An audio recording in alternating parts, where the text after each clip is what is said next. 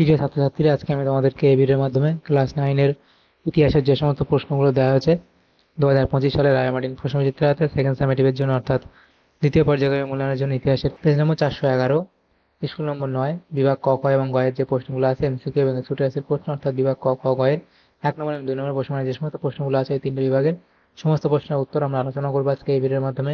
তোমরা ভিডিওটা শুরু থেকে শেষ অবধি অবশ্যই দেখবে। আর চ্যানেল যদি নতুন হয়ে থাকে অবশ্যই তোমরা চ্যানেলটাকে সাবস্ক্রাইব করে রাখবে পরবর্তী স্কুলগুলোর প্রশ্ন উত্তর পাওয়ার জন্য। এবং এর আগের যে স্কুলগুলো ছিল সেগুলোর প্রশ্ন উত্তর আমরা আলোচনা করে দিয়েছি, সেটা তোমরা প্লেলিস্ট থেকে পেয়ে যাবে। সেই প্রশ্ন উত্তরগুলো তোমরা সেখান থেকে দেখে নিও। আর এই প্রশ্ন উত্তরগুলো পিডিএফ তোমরা পরবর্তীতে আমাদের টেলিগ্রাম চ্যানেল থেকে পেয়ে যাবে। ডিসক্রিপশনে আমাদের টেলিগ্রাম চ্যানেলের লিঙ্ক দেওয়া আছে, সেখান থেকে তোমরা যুক্ত হতে পারো। তো 9 নম্বর যে স্কুল, সেখানে দেখো কি বলা আছে। বিভাগ ক এর মধ্যে যে প্রশ্নগুলো আছে 10টা 1 নম্বরের প্রশ্ন আছে, 10 নম্বর দেওয়া হয়েছে। একের দাগে বলা হয়েছে সঠিক ঠিক উত্তরটি বেছে নিয়ে লেখো। একের দাগের 1, অস্ট্রিয়ার রাজধানী। তাহলে অস্ট্রেলিয়ার রাজধানী কি? অপশন বি, অর্থাৎ ভিয়েনা। এরপরে আছে মেটারনিখ চ্যান্সেলর ছিলেন অস্ট্রিয়ার, অপশন এ। এরপরের প্রশ্ন, ইয়ং ইটালি বা নব্য ইটালি দল গড়ে তুলেছিলেন, সেটা হবে জোসেফ মাৎসিনি। এরপরে জার্মানিতে ফ্রাঙ্কফুর্ট পার্লামেন্ট গঠিত হয়েছিল 1848 খ্রিস্টাব্দে। এরপরে উড়ন্ত মাকু আবিষ্কার করেন জন কে, অর্থাৎ অপশন এ। এরপরে মুক্তিদাতা যার বলা হয়, তাহলে মুক্তিদাতা যার কাকে বলা হয়? দ্বিতীয় আলেকজান্ডারকে। শিল্প বিপ্লব সর্বপ্রথম শুরু হয় ইংল্যান্ডে, অপশন ডি। তারপরে প্রথম বিশ্বযুদ্ধের সূচনা হয়েছিল 1914 খ্রিস্টাব্দে। এপ্রিল থিসিস ঘোষণা করেন, এপ্রিল থিসিস কে ঘোষণা করেন? সেটা হবে অপশন সি, অর্থাৎ লেনিন। ডুমা বলতে বোঝায়, তাহলে ডুমা বলতে কি বোঝায়? রুশ জাতীয় সভাকে। এরপরে দেখো যেটা বলা হয়েছে, যে প্রশ্নগুলো এখানে এমসিকিউ টাইপ প্রশ্নগুলো ছিল সেগুলো হয়ে গেল। এরপরের প্রশ্নগুলো আমরা দেখে নেব। বিভাগ খতে দেখো প্রশ্নগুলো আছে 6টা। একের দাগের প্রশ্ন আছে 6 নম্বর, এখানে দেওয়া হয়েছে। দুয়ের দাগে কি বলা হয়েছে দেখো, সেটা হচ্ছে যে নিম্নলিখিত প্রশ্নগুলির উত্তর দাও। প্রতিটি বিভাগ থেকে অন্তত একটি করে মোট 6টি প্রশ্ন উত্তর দাও। তাহলে 6টা প্রশ্ন আছে, এখানে 6টা প্রশ্ন উত্তর করতে হবে। 1 নম্বর। এর দাগে কি বলা আছে? একটি বাক্যে উত্তর দাও। প্রথম প্রশ্ন, 14 দফা নীতি কে ঘোষণা করেন? তাহলে 14 দফা নীতি কে ঘোষণা করেন? সেটা লিখবে কি? Woodrow Wilson. Woodrow Wilson. Woodrow Wilson. বাষ্পচালিত ইঞ্জিন কে আবিষ্কার করেন? সেটা হবে জেমস ওয়াট।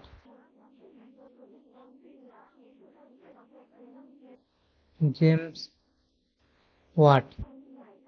এরপরে বিয়ের দাগে বলা হয়েছে সত্য বা মিথ্যা নির্ণয় করো।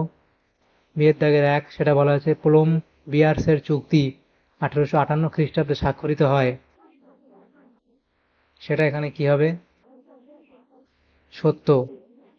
এরপরে আছে ফ্রাঙ্কফুর্ট পার্লামেন্টের প্রাপ্তবয়স্কের ভোটে নির্বাচিত সদস্য সংখ্যা 550 জন, এটা ভুল বলা হয়েছে।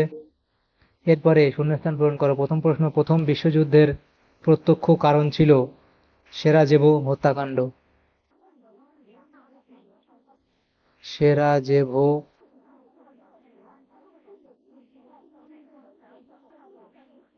হত্যাকাণ্ড। এরপরের প্রশ্ন, রিসজিমেন্টো কথার অর্থ। রিসজিমেন্টো কথার অর্থ কি? পুনর্জাগরণ। পুনর্জাগরণ। এরপরে ডি এর দাগে নিম্নলিখিত বিবৃতিগুলি সঠিক ব্যাখ্যা নির্বাচন করো। প্রথম বিবৃতি বলা হয়েছে কি? 1815 খ্রিস্টাব্দে ভিয়েনা সম্মেলন অনুষ্ঠিত হয়। এখানে তোমাদের কোন ব্যাখ্যাটা সঠিক হবে? এখানে তোমাদের ব্যাখ্যা 2টা সঠিক হবে।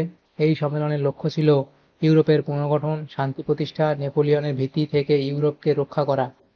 2 এর দাগে বিবৃতি বলা হয়েছে ক্রিমিয়ার যুদ্ধে রাশিয়ার পরাজয় ঘটে। ক্রিমিয়ার যুদ্ধে রাশিয়ার পরাজয় ঘটে। এখান থেকে তোমাদের কোন ব্যাখ্যাটা সঠিক হবে? ব্যাখ্যা 3 এটা সঠিক হবে, রাশিয়া প্রতিপক্ষকে দুর্বল ভেবেছিল। এরপরের যে প্রশ্নগুলো আছে দেখো, বিভাগ গ, সেখানে যে প্রশ্নগুলো আছে সেগুলো হচ্ছে 4টে প্রশ্ন আছে, 2 নম্বর করে 8 নম্বর এখানে দেওয়া হয়েছে। 3 এর দাগের প্রশ্ন, এখানে প্রথম প্রশ্ন 3 এর দাগে কি বলা আছে দেখো, নিম্নলিখিত প্রশ্নগুলির দু তিনটি বাক্যে উত্তর দাও যে কোনো 4টি। রুশ দুজন রুশ সাহিত্যিকের নাম লেখো। লিখবে লিও তলস্তয় এবং ফিওদর দস্তয়েভস্কি। তাহলে এই দুটো নাম তোমরা লিখবে। এরপরে আছে দাস ক্যাপিটাল গ্রন্থটি কে কবে লেখেন? তাহলে লিখবে দাস ক্যাপিটাল গ্রন্থটি কার্ল মার্কস লেখেন এবং এটি প্রথম খণ্ড প্রকাশিত হয় কখন? 1867 সালে। তাহলে এটা তোমাদের হয়ে গেল। এরপরে যেটা আছে দেখো, পরের প্রশ্ন, 3 দাগের প্রশ্ন, সেটা বলা হয়েছে জোলভেরাইন কি? তাহলে লিখবে জোলভেরাইন হলো একটি শুল্ক সংঘ। একটি শুল্ক সংঘ। এটি 1819 খ্রিস্টাব্দে জার্মান অর্থনীতিবিদ মাজেন এর উদ্যোগে এবং প্রাশিয়ার নেতৃত্বে প্রতিষ্ঠিত হয়েছিল। বিভিন্ন জার্মান রাজ্যগুলিতে যে বিভিন্ন ধরনের আমদানি রপ্তানি শুল্ক চালু ছিল তা দূর করার জন্য এই শুল্ক সংঘ প্রতিষ্ঠিত হয়েছিল। 1850 খ্রিস্টাব্দের মধ্যে সব জার্মান রাজ্য এর অন্তর্ভুক্ত হয়েছিল। জোলভেরাইট জার্মানির ঐক্য আন্দোলনের পটভূমি রচনা করেছিল। এবং 4 দাগে কি বলা হয়েছে দেখো, ভিয়েনা সম্মেলনের 3টি নীতি কি কি? তাহলে ভিয়েনা সম্মেলনের 3টি নীতি এগুলি হলো কি? 1 নম্বর ন্যায্য অধিকার আইন, 2 নম্বর ক্ষতিপূরণ নীতি এবং 3 নম্বর কি? 3 নম্বর হলো কি? শক্তি সাম্য নীতি। তাহলে একে কি বলা হয়েছে? ন্যায্য অধিকার নীতি। সেখানে বলা হয়েছে যে এই নীতির মূল উদ্দেশ্য ছিল ফরাসি বিপ্লবের পূর্বেকার স্থিতাবস্থা বজায় রাখা। এই নীতি অনুসারে ফ্রান্সে বুর্বো রাজবংশ, হল্যান্ডে অরেঞ্জ রাজবংশ এবং অরেঞ্জ রাজবংশ প্রভৃতি পুনরায় ক্ষমতায় অধিষ্ঠিত হয়েছিল। 2 কি বলা আছে? ক্ষতিপূরণ নীতি। তাহলে ক্ষতিপূরণ নীতি অনুসারে নেপোলিয়নের বিরুদ্ধে যুদ্ধে ক্ষতিগ্রস্ত রাষ্ট্রগুলিকে নেপোলিয়নের সাম্রাজ্যের অংশ থেকে ক্ষতিপূরণ প্রদানের ব্যবস্থা করা হয়েছিল। এই নীতি অনুসারে ইংল্যান্ড, রাশিয়া, অস্ট্রিয়া, সুইডেন প্রভৃতি রাষ্ট্র লাভবান হয়েছিল। 3 কি বলা আছে? শক্তিসাম্য নীতি। এই নীতিটি শক্তির ক্ষেত্রে সমতা আনার জন্য রচিত হলেও এর মূল উদ্দেশ্য ছিল ফ্রান্সের সামরিক শক্তি ভেঙে তাকে দুর্বল করে দেওয়া, যাতে ফ্রান্স ভবিষ্যতে শক্তিশালী হয়ে উঠতে না পারে। তাই এগুলো হবে এই অবধি লিখবে। এবং ভিয়েনা সম্মেলনে গৃহীত এই 3টি নীতিকে বাস্তবায়িত করার মধ্য দিয়ে প্রাক ফরাসি বিপ্লব অবস্থাকে ফিরিয়ে আনার চেষ্টা করা হয়েছিল। তাহলে এখানে এই অবধি লিখে দেবে এই প্রশ্নের উত্তরে। তারপর 5 দাগের যে প্রশ্ন দেখো, এখানে 5টা প্রশ্ন ছিল। তাহলে এখানে 5টা প্রশ্ন ছিল, কিন্তু 4টে প্রশ্ন উত্তর করতে বলা হয়েছে, যে কোনো 4টে 2 নম্বর করে 8 নম্বর ছিল। তো 5 দাগের প্রশ্নে কি বলা হয়েছে? রক্তাক্ত রবিবার বলতে কি বোঝো? লিখবে 1905